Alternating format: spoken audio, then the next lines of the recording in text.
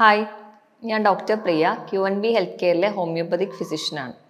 ഇന്ന് നമ്മുടെ ഇടയിൽ എന്തെങ്കിലും രോഗങ്ങളൊക്കെ വന്നു കഴിഞ്ഞാൽ നമ്മൾ ബേസിക് ആയിട്ട് ബ്ലഡ് ടെസ്റ്റുകളാണ് ചെയ്യുക. അങ്ങനെ കോമൺ ആയിട്ട് നമ്മൾ ബ്ലഡ് റുട്ടീൻ ചെയ്യുന്നതിനോടൊപ്പം തന്നെ നമ്മൾ ചെയ്യുന്ന ഒന്നാണ് ESR അല്ലെങ്കിൽ എറിത്രോസൈറ്റ് സെഡിമെൻറ്റേഷൻ റേറ്റ്. ഇന്ന് ഈ വീഡിയോയിലൂടെ ESRനെ കുറിച്ചും എങ്ങനെയാണ് ടെസ്റ്റ് ചെയ്യുന്നത്, ഏതൊക്കെ കണ്ടീഷനിലാണ് കൂടുന്നത് എന്നൊക്കെ നമുക്ക് നോക്കാം.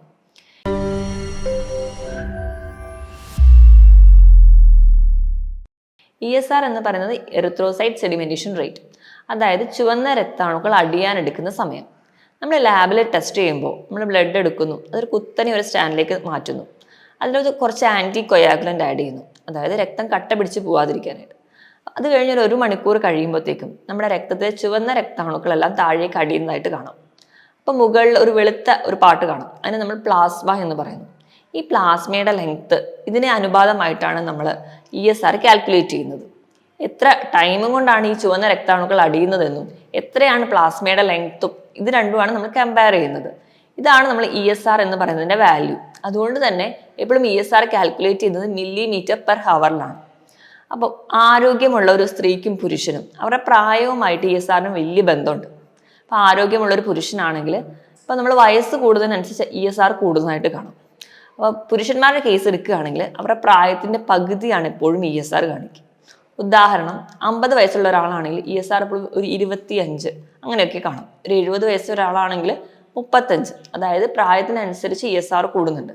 ഇനി സ്ത്രീകളുടെ കേസ് എടുക്കുകയാണെങ്കിൽ അവരുടെ പ്രായം വെച്ച് നോക്കുകയാണെങ്കിൽ ESR അവരുടെ പ്രായത്തിനേക്കാളും പകുതിയിൽ ഒരു 5-10 കൂടുതലായിരിക്കും. കാരണം സ്ത്രീകളുടെ ശരീരത്തിൽ ഉണ്ടായ വ്യത്യാസങ്ങൾ കൊണ്ട് തന്നെയാണ്. അപ്പോൾ നമ്മൾ എടുക്കുകയാണെങ്കിൽ അവരുടെ പകുതിയിൽ ഒരു 5-10 വാല്യൂ കൂടുതലായിട്ട് നിൽക്കുകയാണെങ്കിൽ അത് സ്ത്രീകളിൽ നോർമലാണ്.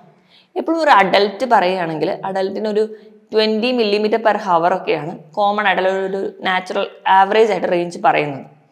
ESR എന്ന് പറയുന്നത് നമ്മളെ പല കാര്യങ്ങളെ ഡിപ്പെൻഡ് ചെയ്തിട്ടാണ് ഇരിക്കുന്നത്. ഇപ്പം നമ്മൾ ലാബിൽ ടെസ്റ്റ് ചെയ്യുമ്പോൾ ആ സ്റ്റാൻഡിൽ ചെറിയൊരു ചെരിവ് ഉണ്ടെങ്കിൽ ആ ഒരു ചെരിവ് പോലും ESRന് നമുക്ക് വാല്യൂവിൽ വ്യത്യാസങ്ങൾ ഉണ്ടാക്കുന്നുണ്ട്. അതുകൊണ്ട് തന്നെയാണ് എപ്പോഴും ഒരു കറക്റ്റ് പൊസിഷനിലായിരിക്കണം, കറക്റ്റ് ടൈമിംഗ് ആയിരിക്കണം എന്നൊക്കെ നമ്മൾ പറയുന്നത്. അപ്പോൾ അങ്ങനെ നമ്മൾ വാല്യൂ കാൽക്കുലേറ്റ് ചെയ്യുമ്പോൾ ESR പല രോഗങ്ങളിലും പല നോർമൽ ആയിട്ടുള്ള ഫിസിയോളജിക്കൽ പ്രോസസ്സിലൊക്കെ വേരിയേഷൻ കാണിക്കാറുണ്ട്. ഉദാഹരണം എടുക്കുകയാണെങ്കിൽ നമ്മുടെ ഹാർട്ടിൻ്റെ പമ്പിങ് കുറച്ച് കൂടുതലായിട്ടുള്ള കണ്ടീഷൻ, ഇപ്പോൾ സ്ത്രീകളുടെ കേസിൽ എടുക്കുകയാണെങ്കിൽ പ്രഗ്നൻസി അല്ലെങ്കിൽ അവരുടെ ആർത്തവത്തിന് കുറച്ച് മുൻപ് ഉള്ളൊരു പീരീഡ്, പ്രീ മെൻസ്ട്രുവൽ പീരീഡിലൊക്കെ നോക്കുകയാണെങ്കിൽ ESR സ്വല്പം കൂടുതലായിരിക്കും. അതുപോലെ തന്നെ അമിതവണ്ണമുള്ളവർക്കാണെങ്കിൽ ചിലപ്പോൾ അവരുടെ ESR കുറച്ച് വാല്യൂ വേരിയേഷൻ കാണിക്കാറുണ്ട്. അതിന് കാരണം എന്ന് പറഞ്ഞു കഴിഞ്ഞാൽ നമ്മുടെ ശരീരത്തിൽ എവിടെയൊക്കെ നീർക്കെട്ടുണ്ടാവുന്നോ അവിടെയൊക്കെ ESR കൂടും. ഈ അമിതവണ്ണം എന്ന് പറയുന്നതും നമുക്കൊരു ശരീരത്തിൽ ഒരു നീർക്കെട്ടായിട്ട് കണക്ട് ചെയ്യാം. അതുപോലെ തന്നെ ഇൻസുലിൻ റെസിസ്റ്റൻസ് പോലുള്ള കണ്ടീഷൻസും ഉണ്ടാവാം. അതുകൊണ്ടാണ് ഈ അമിതവണ്ണമുള്ളവർക്ക് എപ്പോഴും അവർ ഹെൽത്തി ആണെങ്കിൽ കൂടി സ്വല്പം ESR ഒന്ന് കൂടുതലായിട്ട് നിൽക്കുന്നത്. ഇത് നോർമലി ESR കൂടുന്ന ചില കണ്ടീഷൻസ് ആണ്. ഇത് കൂടാതെ ചില നമ്മുടെ ഹെൽത്തി അല്ലാത്ത കണ്ടീഷൻസിൽ, അതായത് നമ്മൾ ചില ഡിസീസ് കണ്ടീഷൻസിലും ESR കൂടുന്നതായിട്ട് കാണാം.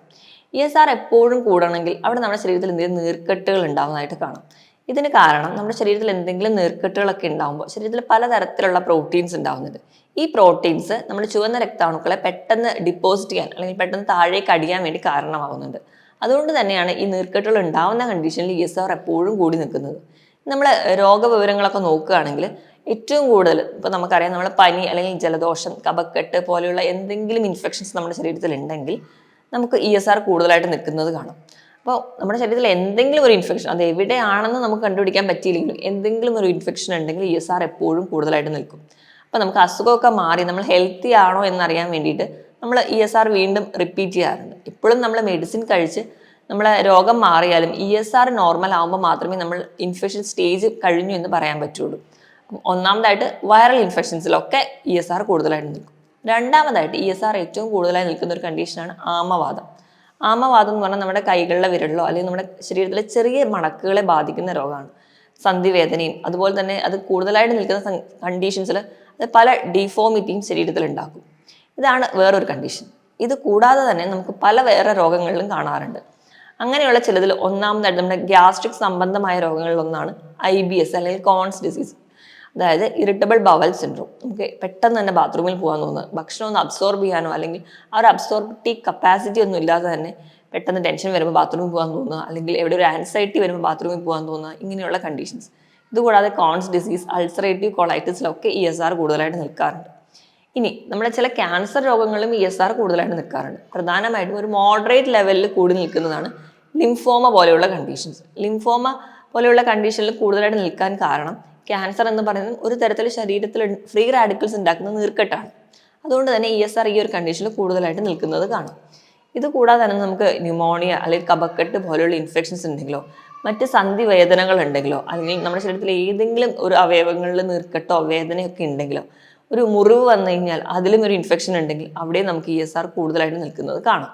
ഇത് കൂടാതെ തന്നെ വിളർച്ച അല്ലെങ്കിൽ അനീമിയ, രക്തക്കുറവ് എന്ന് പറയുന്ന കണ്ടീഷൻസിലൊക്കെ നമുക്ക് ESR കൂടുതലായിട്ട് നിൽക്കുന്നത് കാണാം.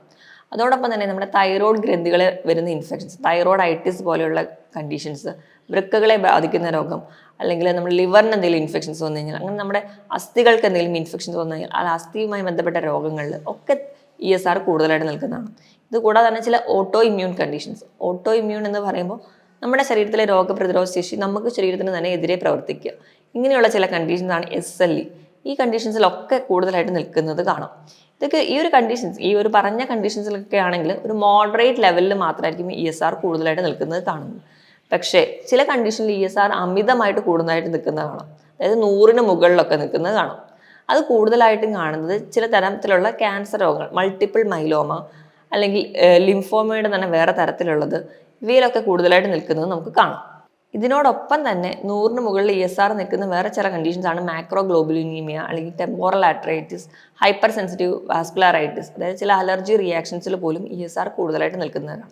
പക്ഷേ ESR ഇങ്ങനെ കൂടുതലായിട്ട് നിൽക്കുന്നതുകൊണ്ട് നമുക്ക് എവിടെയാണ് ഇൻഫെക്ഷൻ അല്ലെങ്കിൽ എവിടെയാണ് ഇൻഫെക്ഷൻ കാണിക്കുന്നത്, അല്ലെങ്കിൽ ഇപ്പോൾ ഒരു ഉദാഹരണത്തിന് UTI ആണെങ്കിൽ പോലും നമ്മുടെ ശരീരത്തിൽ ESR കൂടുതലായിട്ട് നിൽക്കുന്നതാണ്. എവിടെയാണ് ഇൻഫെക്ഷൻ എന്ന് നമുക്ക് കണ്ടുപിടിക്കാൻ ബുദ്ധിമുട്ടാണ്. അതിൻ്റെ ഒരു പോരായ്മ തന്നെയാണ്.